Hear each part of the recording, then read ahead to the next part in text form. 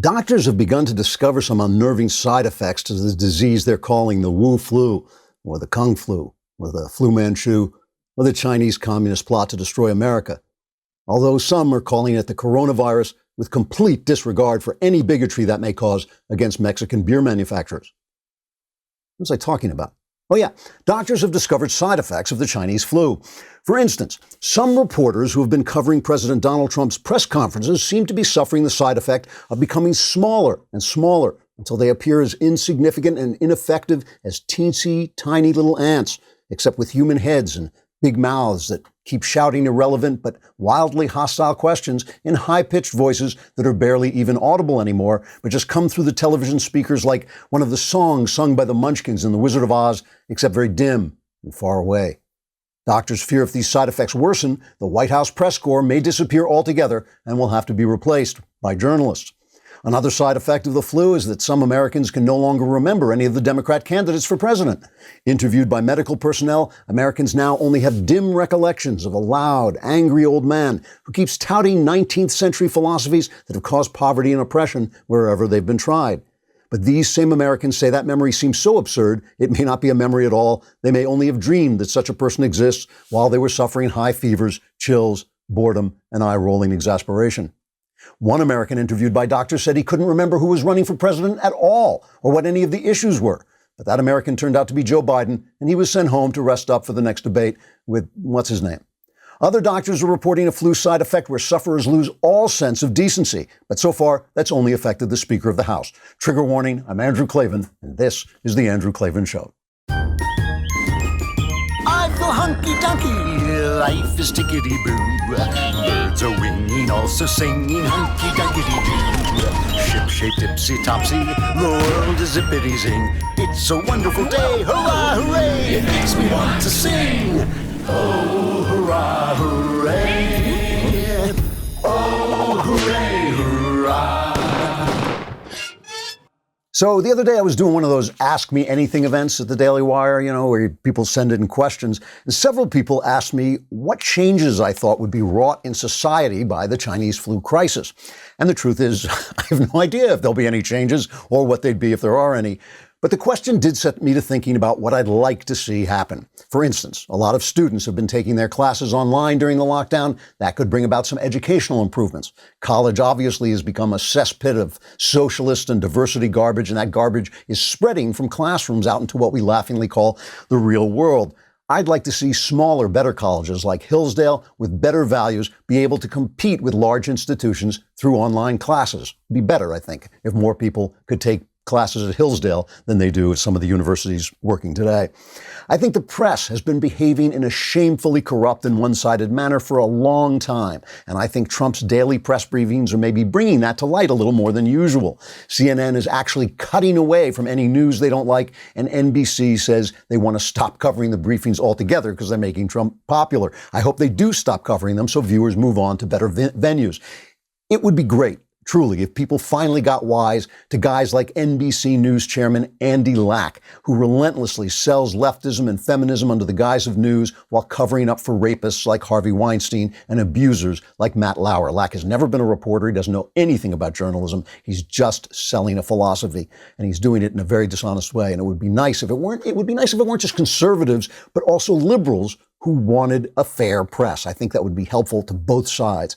As I've said too many times already, it'd be nice if some women discovered that they'd been lied to and that motherhood and homemaking are actually a lot more significant and rewarding than virtually any out-of-the-home job you can have. I want individuals of the female persuasion to have free choice, obviously, but I think they've been propagandized out of their best choice. And no, speaking generally, I don't think men are as good at motherhood and homemaking, just to save you the trouble of asking in a gotcha tone.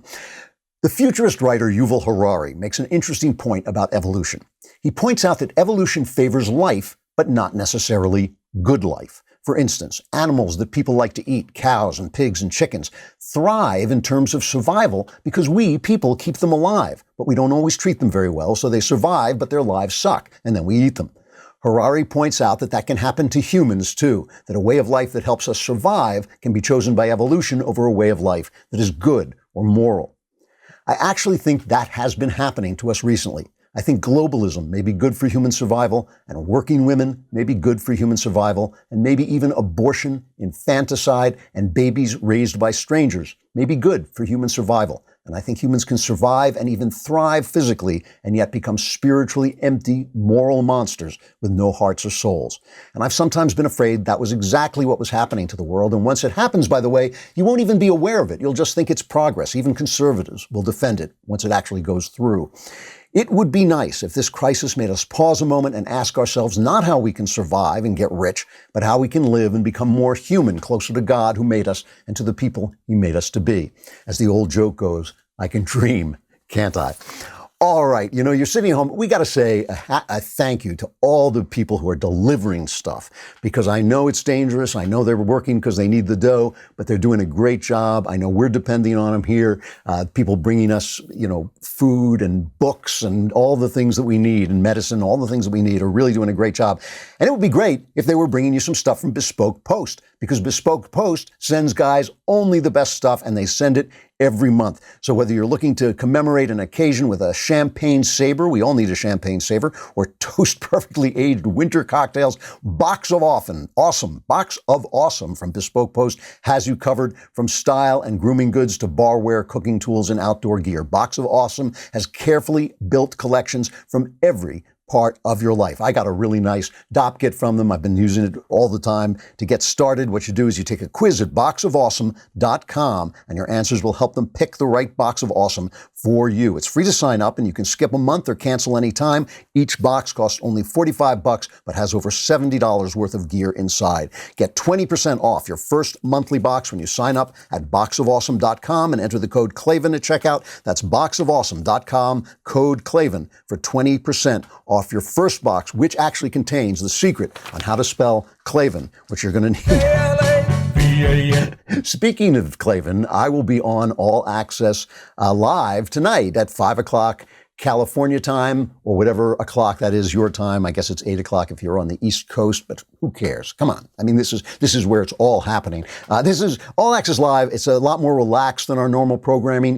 If you are a subscriber, you can ask questions, and I will answer them while I'm talking. And I would love to hear from you. I really would. So please come on. This is less focused on bringing you news and information. It's more about sitting down with you at the end of a long day and just not being so isolated, so we can all talk together. We've been getting a lot of amazing messages from our Daily Wire community during these trying times, and we can see that they're coming from a positive, heartfelt place. I think these live streams are great for not just for our viewers, but for us over here as well. They really are, I'm telling you.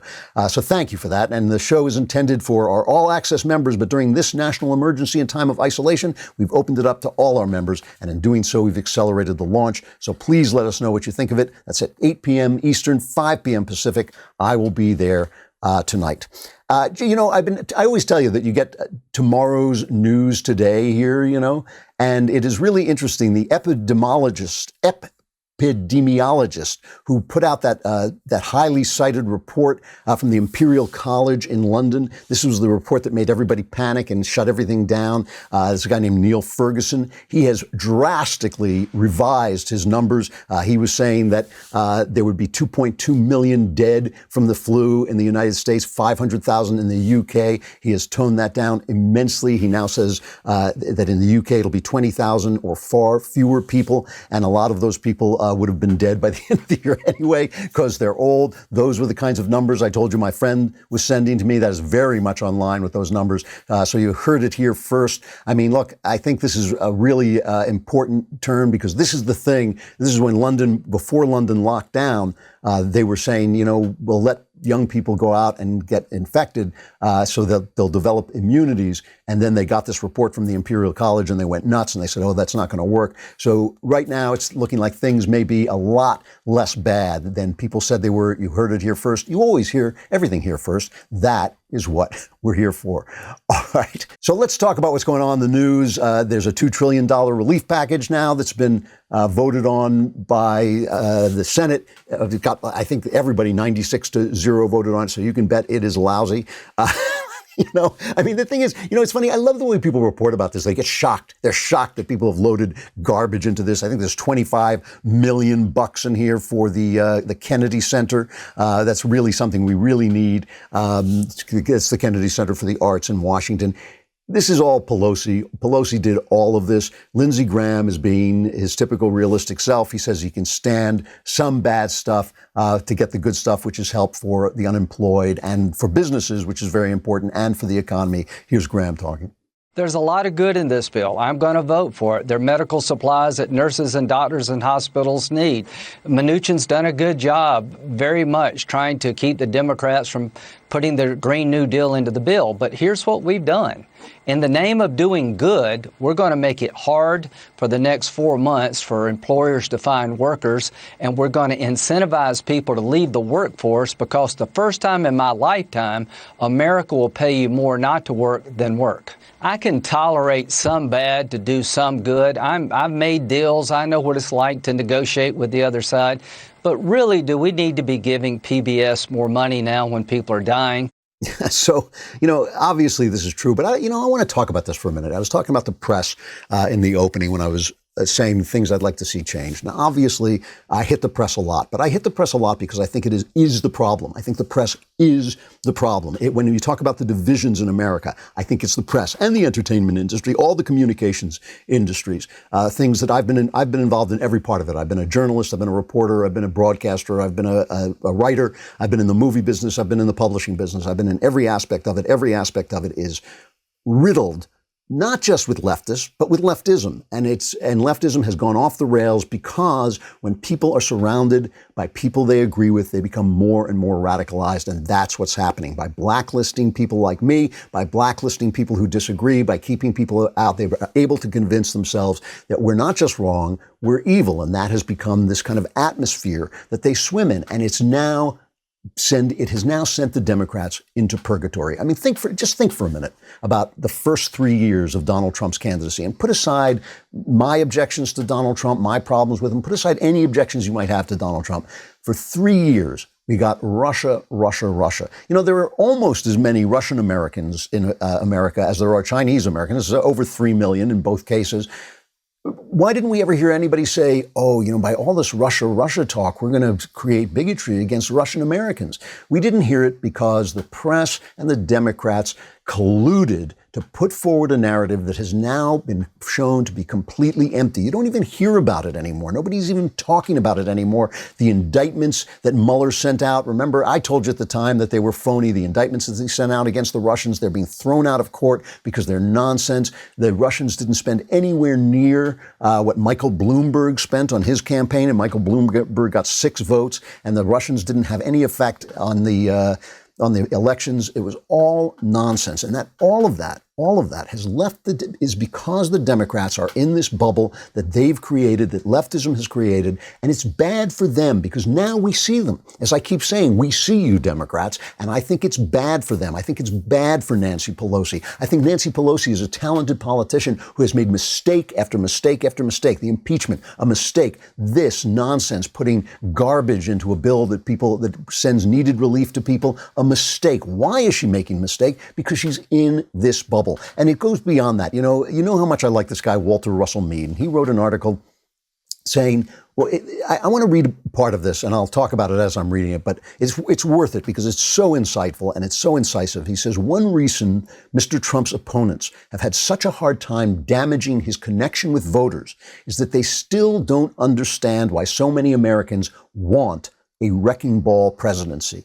The majority of the electorate is this deeply alienated from the establishment can't be dismissed as bigotry and ignorance. That's the deplorable line. That was Hillary Clinton. Why did she say that? Because she's surrounded by people who agree with her, and she never has to listen to me or Ben or Michael Knowles or any of these people. She never listens to those. They're alternative media. Instead of having to face those questions on CBS, ABC, and NBC, where Andy Lack is covering up for Harvey Weinstein, while he covers up for Matt Lauer, while he covers up for Hillary Clinton, they don't have to face those questions, so they don't know. Of course they think we're deplorable. Why else on earth could we be opposing them when everyone around them agrees with them?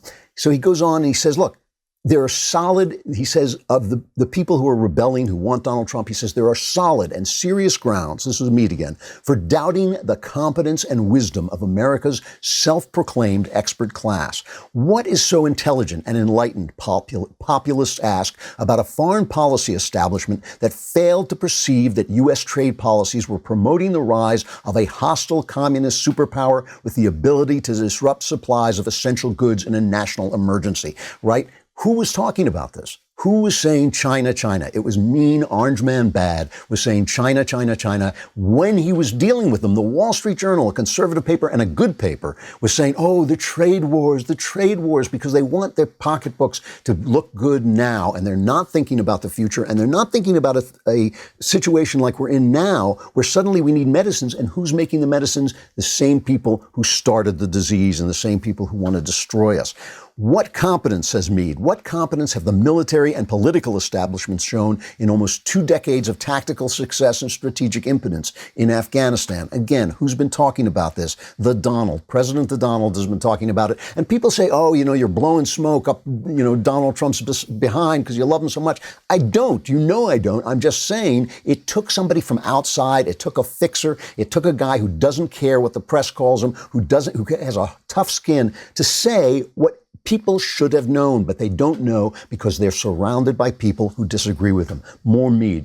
What came of that intervention in Libya? That was from Hillary, right? What was the net result of all the fine talk in the Bush and Obama administrations about building democracy in the Middle East? On domestic policy, the criticism is equally trenchant and deeply felt. Many voters believe that the U.S. establishment has produced a healthcare system that is neither affordable nor universal. Higher education saddles students with increasing debt while leaving many graduates woefully unprepared for good jobs in the real world. I don't know why he would say you're not prepared for a good job with the real world if you've done gender studies. What else? That's great. You can get a great job teaching gender studies to some other fool. The centrist establishment, he goes on, has amassed unprecedented deficits without keeping roads, bridges, and pipes in good repair. And this is the right. And here's a place where you got to fault Donald Trump, because this is the right as well as the left. There's no, Trump is such a populist animal that the people are never going to want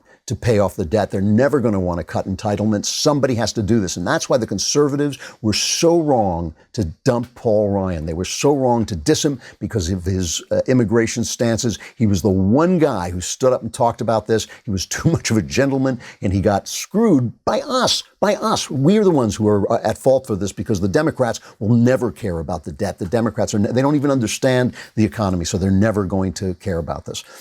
The culture of social promotion, this is Meade again, this is such a good column. The culture of social promotion and participation trophies is not, populist field, confined to U.S. kindergartens and elementary schools. Judging by performance, they conclude that people rise in the American establishment by relentless virtue signaling, by going along with conventional wisdom, however foolish, and by forgiving the failures of others and having their own failures overlooked in return. He says the blame game playing out over how the president has handled the coronavirus epidemic affects the dynamics of the struggle. And he says, Mr. Trump deserves, he's not a Trump fan. He says he deserves a lot of the criticism for how he handled this in the beginning. He says, however, Mr. Trump supporters, and this describes me exactly, Mr. Trump supporters are not comparing him with an omniscient leader who always does the right thing. We're comparing him with the establishment, including the bulk of the mainstream media that largely backed a policy of engagement with China long after its pitfalls became clear. Mr. Trump's errors pale before those of the bipartisan American foreign policy consensus. All my life, even when I was a kid, when I was in college and I was first reading Plato, and I used to laugh at how Socrates would always say that, Plato and Socrates would always say, the highest thing you can do is be a philosopher. I thought, the highest thing you can do is whatever you're doing, If you are not being criticized, if you don't have doubt, if you don't rethink your positions all the time, because people are challenging your positions all the time, if you haven't got the capacity to say, maybe I'm wrong, then you will not be thinking clearly, and you will just get more and more and more wrong. We have seen the left go down this road. We've gone down this road in terms of debt. It is the problem, and it is why Donald Trump, a wrecking ball, was absolutely required and is required right now. All right. right.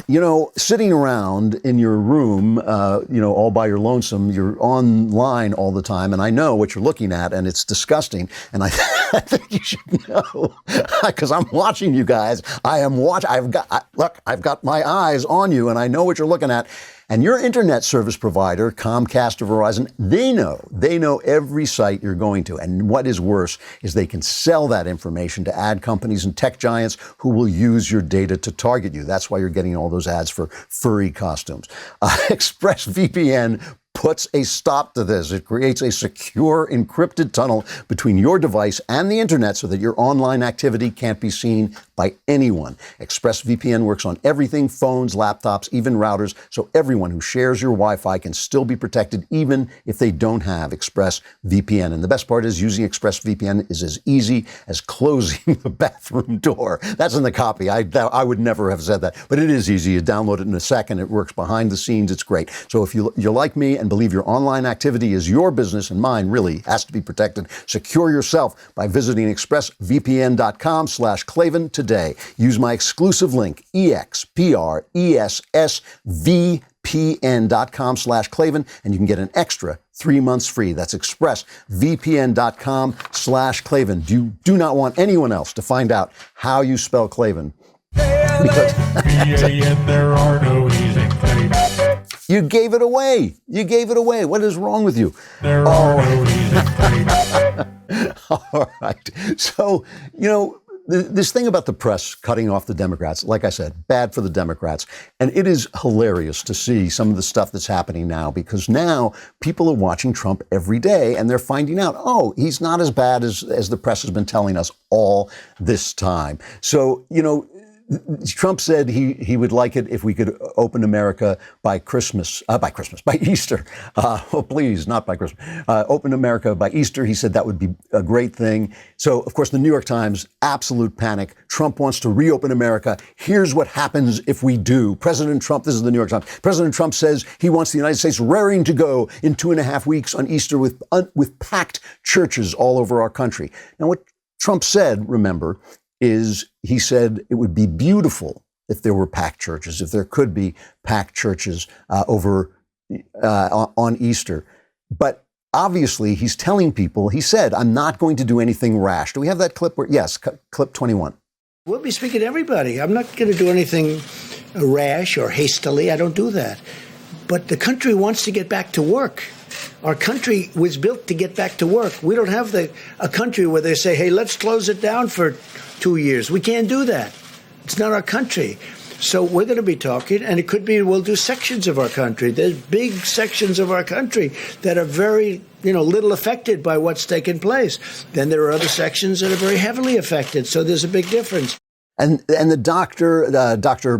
Burks, her name is, she was saying that the numbers are just overblown. The numbers of deaths are just overblown. And now we're seeing this coming through. I've been telling you, my friend has been saying this. He's been sending me these computer models and math that he does. And now she is confirming this as well. The numbers that have been put out there are actually very frightening to people. But I can tell you, if you go back and look at Wuhan and Hubei and all of these provinces, when they talk about 60,000 people being infected, even if you said, there's asymptomatics and all of that, so you get to 600,000 people out of 80 million. That is nowhere close to the numbers that you see people putting out there. I think it has frightened the American people. I think on a model that you just run full out, you can get to those numbers if you have zero controls and you do nothing. And we know that every American is doing something. So CNN cut away from this. CNN got away from that because what do you mean, don't panic? Come on, that's our whole business model. It's like, cut it off. She's just making people hopeful. Don't let that happen. So if indeed it's time for panic, if indeed, the economy has to shut down forever, then the only reason Donald Trump could be doing this is because some insidious reason. So think about that. If you're sitting in a room full of people who agree with you, in a media, in an industry full of people who agree with you, and gone to college, taught by people who agree with them, and you watch entertainment and the movie stars, and they agree with you, why you must know that Donald Trump is a monster. You know it. It's not an opinion. It's a fact to you that Donald Trump is a monster. The only reason he could have for wanting to open things up again is for his own personal gain, so that it'll be helpful in an election. And a reporter went after him at the briefing and said, "Are you just doing this for the election?" And he went right back at her, which, as we know, is his MO. And it's a telling exchange.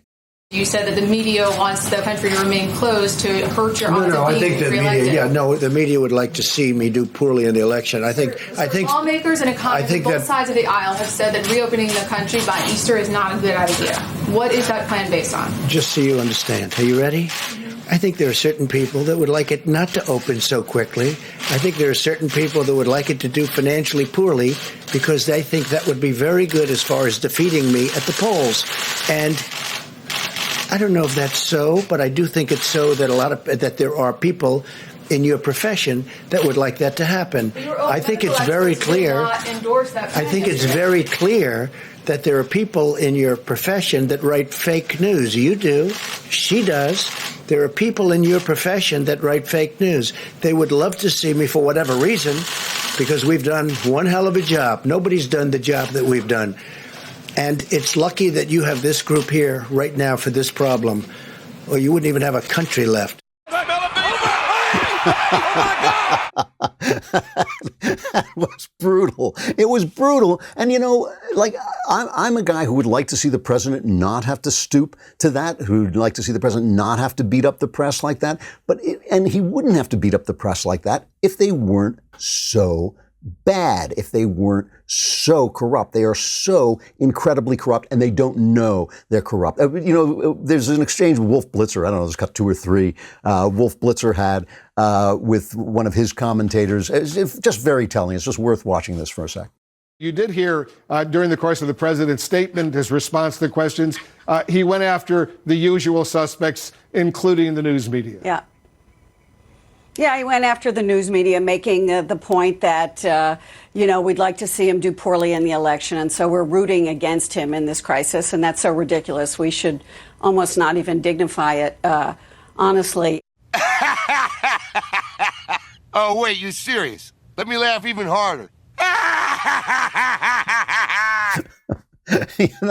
She says it's ridiculous. I like Wolf Blitzer saying the usual suspects. This is the thing.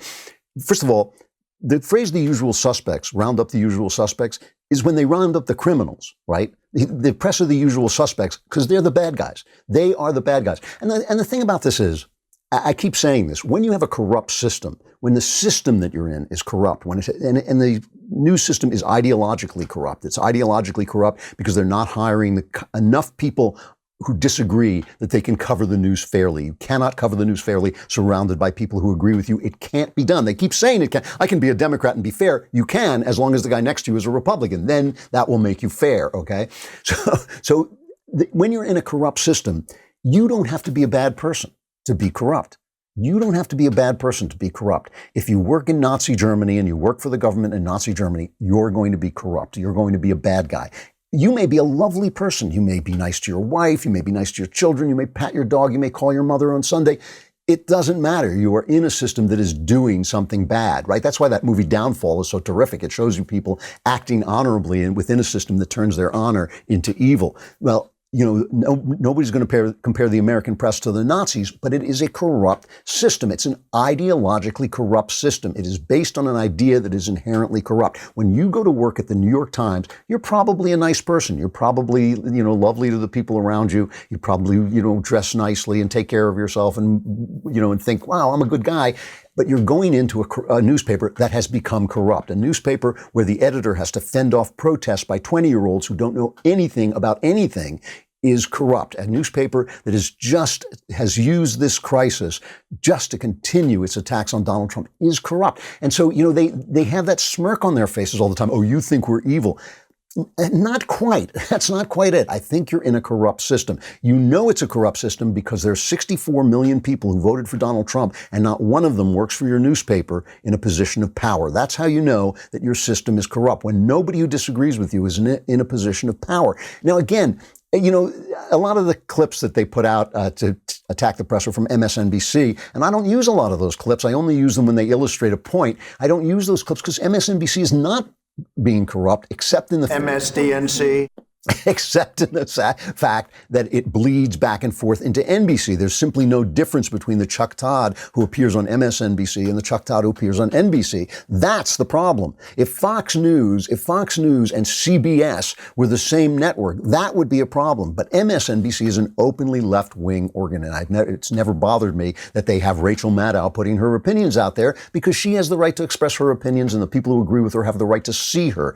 The people who agree with me, the people who agree with you and me, have the right to be entertained at night by comedians. They have that, you know, I'm not saying it's a right like, you know, the right to bear arms, but just in a normal, non-corrupt world, in a normal, non-corrupt industry, they have a right to hear jokes about the people they think are absurd, not just have Stephen Colbert come on and scream at the people they like and their heroes and their candidates. They have, you know, we have a right to hear different voices, and we don't. And that system has destroyed our relationships with our liberal friends, so that they think we're evil and we can't have a conversation with them, and has destroyed the Democrats' relationship with the voters because they don't know what the voters are thinking anymore. They've just got polls and not talking to anybody. And it's destroyed our relationship as a country where we can't discuss things anymore because we just are so separated from one another. There is a sane conversation to be had between the right and the left. There is a sane way for people to talk to one another, and we have lost that. We have lost that way completely because of the press. Now, let me tell you about Stamps.com. Stamps.com, which is great. You know, Stamps.com, the Daily Wire is such a young company. We should have one of those brass plaques, you know, in business since 15, 16, something like that. But for 3 years, which is almost all of the time we've been here, we've been using Stamps.com because it just makes your life so much easier. Stamps.com puts all the great services of the Postal Service in your computer, right? Stamps.com means you don't have to drive to the post office. You don't have to wait online. You don't have to do any of those things, but you get the great services from the post office 24/7. You can print official U.S. postage for any letter, any package, any class of mail, anytime you want, and then just put it out there and let the mailman come and get it. And you get 5 cents off every first class stamp and up to 40% off USPS shipping rates. And now, this is cool, right? In addition to offering discounted U.S. Postal Service rates, Stamps.com also offers UPS services with discounts up to 62%. Plus, with Stamps.com, you won't even have to pay UPS residential surcharges. So now they're working with UPS. It's a really good service. Right now, my listeners get a special offer that includes a 4-week trial plus free postage and a digital scale without any long-term commitment. Just go to Stamps.com, click on the microphone at the top of the homepage and type in Klavan. That's Stamps.com, enter Stamps.com, and enter Klavan. Stay safe, my friends, and learn how to spell Klavan. There are no easy things. You're going to need to know how to spell Klavan. All right. We got to say goodbye to Facebook and YouTube. Come over to dailywire.com. Don't forget All Access Live tonight at 5 p.m. Pacific, 8 p.m. Eastern. I will be there. Please come on and please talk to me because I love hearing from you. And come on over to dailywire.com and subscribe so you can do that.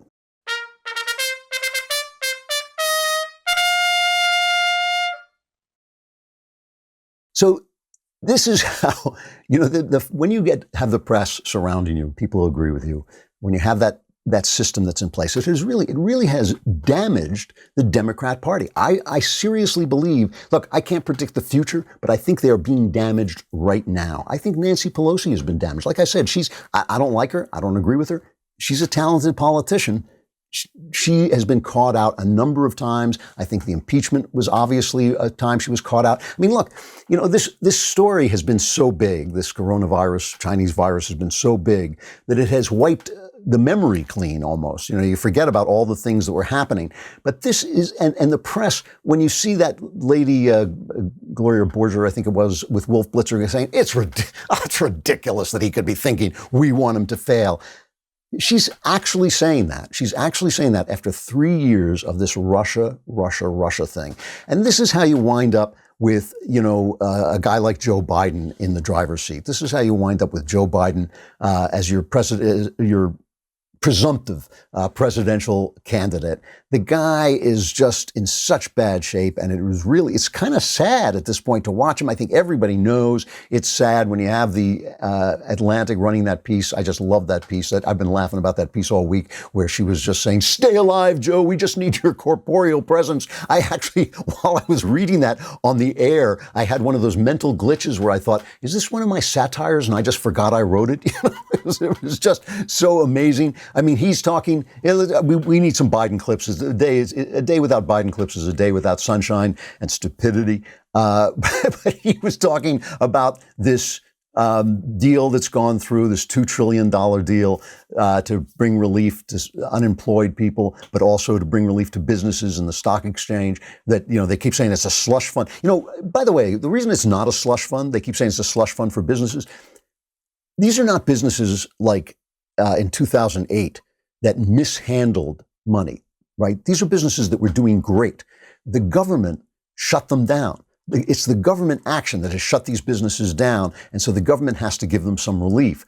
This is not like 2008, where businesses were just like, yeah, we'll sell this mortgage here to all these guys, and yeah, we're giving these loans, and then we're going to sell them out in the stock market. No, and then, oh, please bail us out, please bail. No, that's different. That is different. These were businesses that were doing terrific. They were doing great until this crisis came and had to be shut down. And the other thing, too, is some of conservatives online are a little quick to declare that it's martial law and our rights are being taken away.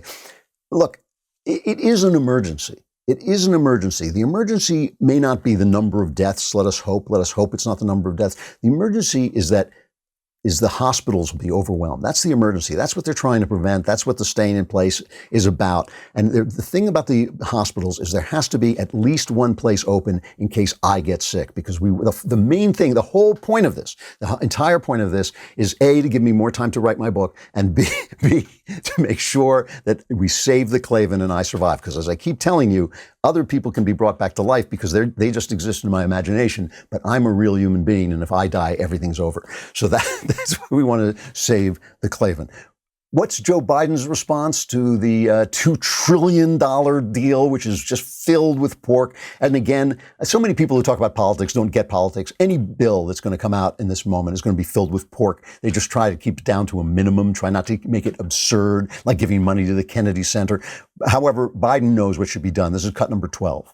We're going to have an opportunity, I believe, in the next round here to use my green economy, my Green Deal, or to be able to generate both economic growth and consistent with the kind of infusion of monies we need into the system to keep it going. One of the ways to make sure these jobs are available that may get lost or hurt in the meantime is to provide the kind of jobs that are prevailing wages where people are making $45, $50 an hour plus benefits by building new infrastructure.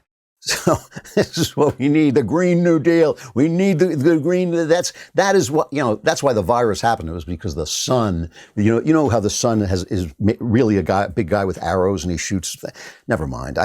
My favorite line from Biden, I just play this stuff to amuse myself, but I hope it amuses you as well, where he was talking about how we could snap back from World War II, where I think he must have fought in World War. He was in both World War I and World War II, I think. And he says we bounced back. And here was his quote, cut 14.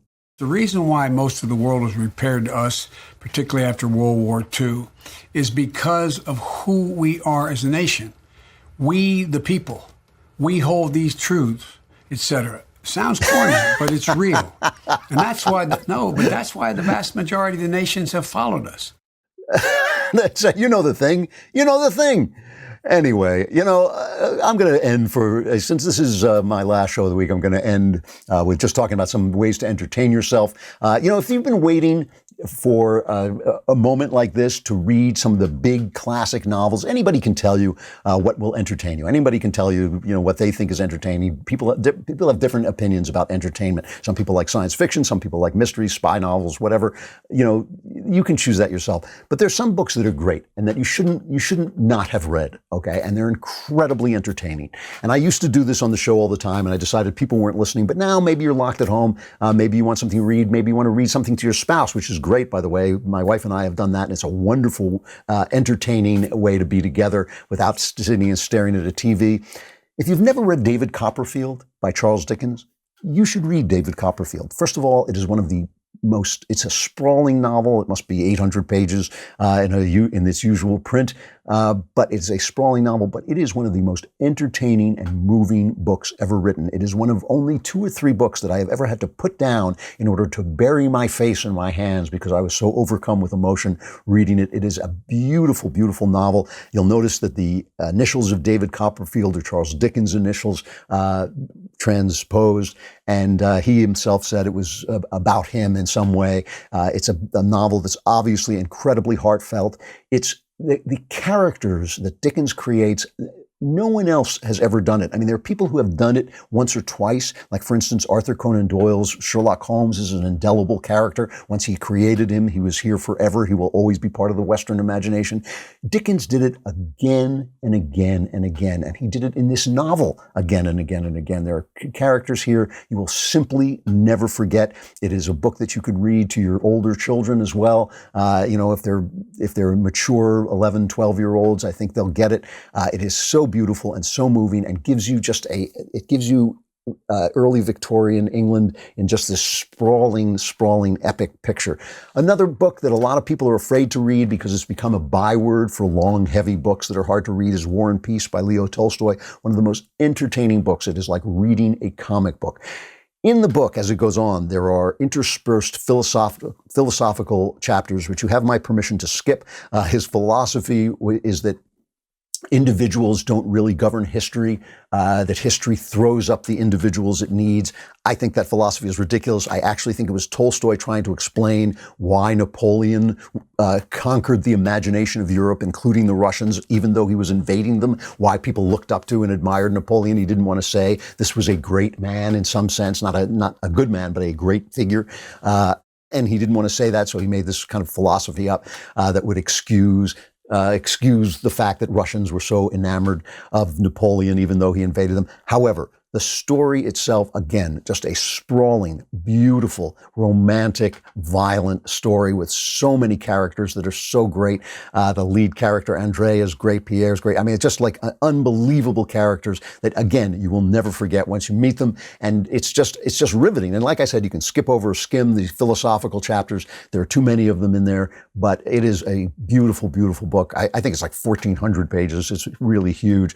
And another long one is East of Eden by John Steinbeck, an American novel, which is just as good as it's possible for a book to get. It is like eating a gigantic cake. I can't even tell you what it's about because it's about these 2 brothers essentially, but it is just a family drama with one of the most fascinating female characters in all of fiction. And because it's American, it may be a little bit more approachable. You'll know the people and you'll know the places more.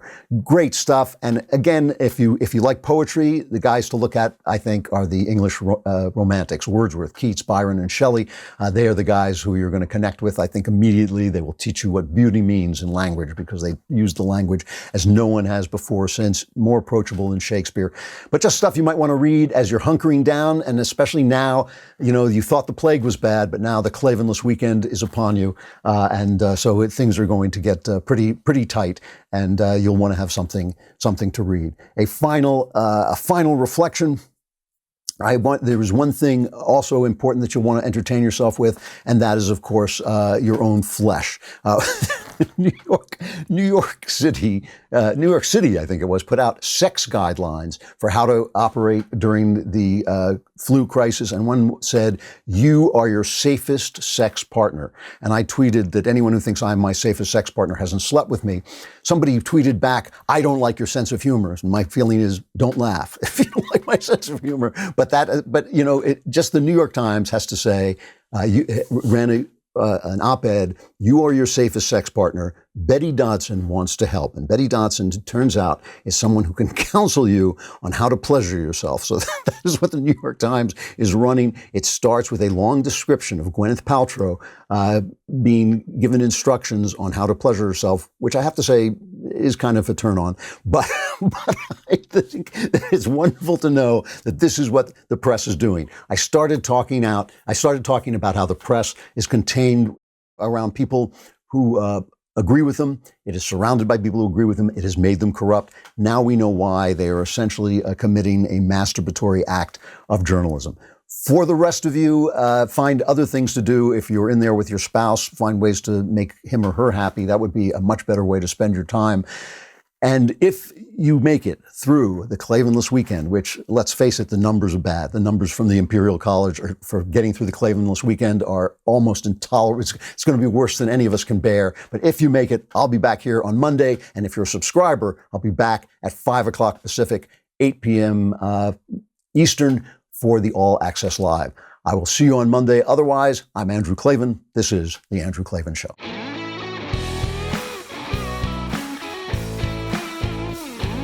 The Andrew Klavan Show is produced by Robert Sterling and directed by Mike Joyner. Executive producer, Jeremy Boring. Technical producer, Austin Stevens. And our supervising producer is Mathis Glover. Assistant director, Pavel Wydowski. Edited by Adam Sayevitz. Audio mixed by Robin Fenderson. Hair and makeup is by Jesua Alvera. Animations are by Cynthia Angulo. Production assistants, McKenna Waters and Ryan Love. The Andrew Klavan Show is a Daily Wire production. Copyright Daily Wire 2020. The U.S. Senate passes a $2 trillion coronavirus relief package after days of intense debate. We will examine the good, the bad, and the ugly. Then, more good news on the scientific front of the pandemic, more fury from the mainstream media, and a major Me Too allegation against Joe Biden. We will analyze the evidence and the accuser. Check it out on The Michael Knowles Show.